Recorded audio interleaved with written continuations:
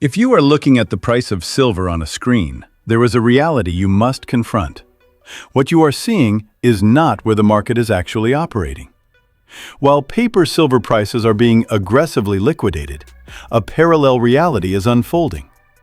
The volume of silver traded in the futures market has expanded to a scale that vastly exceeds the amount of physical silver that could plausibly exist in the real world. Put differently, within a very short time frame, the market has traded more silver than could be mined over many years. It is precisely within this environment that a Chinese macro whale came to hold the largest short position in silver across the system, without needing to forecast price direction, without relying on a macro narrative, but simply by positioning himself where the paper market's internal mechanics would inevitably function as designed. The result was a profit of $144 million. But if this appears to be merely the story of an exceptional individual, then the most important point has already been missed. Because what is truly being tested here is not silver itself, but the way price is understood. This is not a story about long-term supply and demand. It is a story about who is forced to transact and who has the capacity to remain inactive.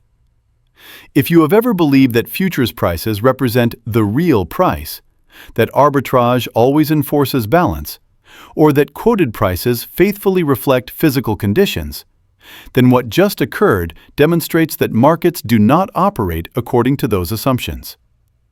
This video is not intended to argue that silver will rise or fall. Instead, it raises a more difficult and more realistic question. When one participant can generate $144 million simply by standing on the correct side of the market's mechanical structure, what exactly is the rest of the market actually trading? To understand that, one must continue. Pause for a moment and imagine sitting in front of a trading screen as synchronization begins to break down. Prices do not drift lower. They fall in rigid increments, each update displaying a materially different level. There is no time for deliberation, no space for interpretation. Orders are triggered sequentially, at a speed that makes it impossible to distinguish human decision-making from automated system response. This is the point at which many observers confuse the market is selling with the market is being forced to sell. On a chart, these states appear identical. Structurally, they are entirely different. As margin requirements rise and risk management frameworks tighten simultaneously, the market ceases to function as a venue for expressing views. It becomes an execution mechanism. At that moment, price is no longer answering the question of what silver is worth. It answers only one question: who still possesses sufficient liquidity to do nothing? Silver is where this transition becomes most visible, not because it is weak, but because it sits at the precise intersection of a financial asset and a production input. It is held with higher leverage than gold, traded more intensively through derivative structures, and therefore reacts more violently to shifts in monetary conditions. When pressure emerges, silver exhibits no lag. It responds immediately, directly, and without insulation. Viewed through this lens, a Chinese macro whale positioning himself opposite the forced liquidation no longer appears mysterious. He does not need to predict the future. He needs only to recognize how stretched the present has become. When positioning becomes excessively one-directional, and the belief that price can only move one way becomes embedded, that belief itself transforms into structural vulnerability. This is not a matter of anticipating news correctly. It is a matter of reading market structure correctly. Notably, throughout this entire process, there were no announcements, no statements, no explanatory narratives. The market did not require persuasion. It merely needed to operate according to its internal mechanics. And when those mechanics began to compress positions that no longer possessed the capacity to be maintained, profits emerged on the opposite side as a mechanical consequence, not as a reward for risk-taking. However, if observation stops at the screen, the most critical element of the story is lost. Because while paper prices collapsed, the physical market did not respond in kind. Metal did not rush back into vaults.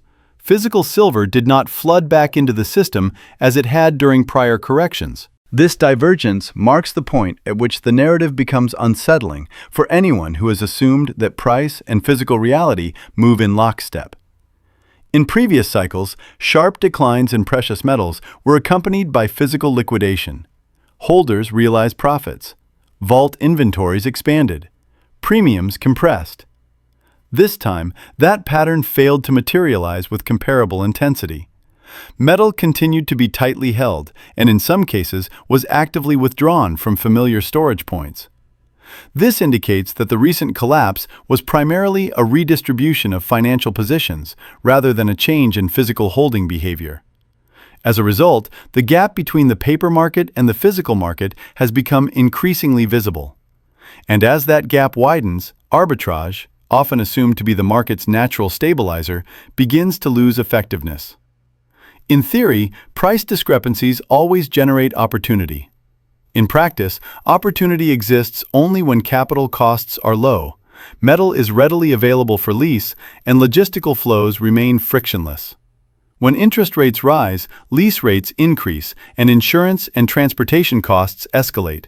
Arbitrage ceases to function as a bridge. It becomes an inefficient equation. This fracture is particularly pronounced in silver. Its lower unit value relative to gold implies higher transportation costs per dollar of value. At the same time, silver is not merely stored, it is consumed. Industrial users cannot wait for price stabilization to maintain production. When silver is required, it is required immediately. Once supply is secured, the physical market begins operating under its own logic, increasingly detached from screen-based signals. Placed within the current fiscal and monetary environment, a familiar but difficult-to-label pattern emerges. In a world of elevated public debt, constrained monetary policy, and persistent geopolitical risk, assets without counterparty risk are being reassessed. Gold has occupied that role for decades. Silver is moving toward it more quietly, but with greater complexity due to its dual function. What the market is doing through this event is not offering answers. It is administering a test. That test does not ask whether silver will rise or fall. It asks whether a pricing mechanism heavily dependent on paper instruments can continue to represent an asset that is simultaneously defensive and strategically embedded within production chains. For holders of US dollars, this is a story of liquidity and short-term pricing power. For holders of other currencies, it is a story of volatility and resource access costs. For gold and silver, it is a story of accelerating separation between financial instruments and physical assets. From the perspective of this channel, the key takeaway is not a forecast, but a framework. When prices move violently, the instinctive reaction is to search for external catalysts. Yet often, the explanation resides within the architecture of the market itself. Who is forced to act? Who can remain inactive? And which mechanisms render that distinction decisive?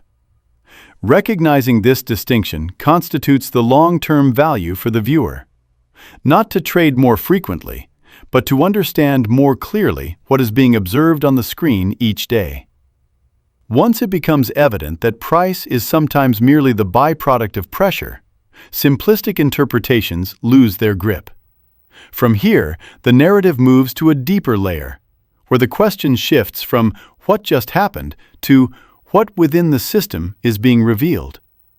This is precisely why the story does not end with a price collapse or a 144 million US dollar profit. The more consequential insight is this. When markets are pushed to their limits, price ceases to narrate value and begins to narrate mechanism.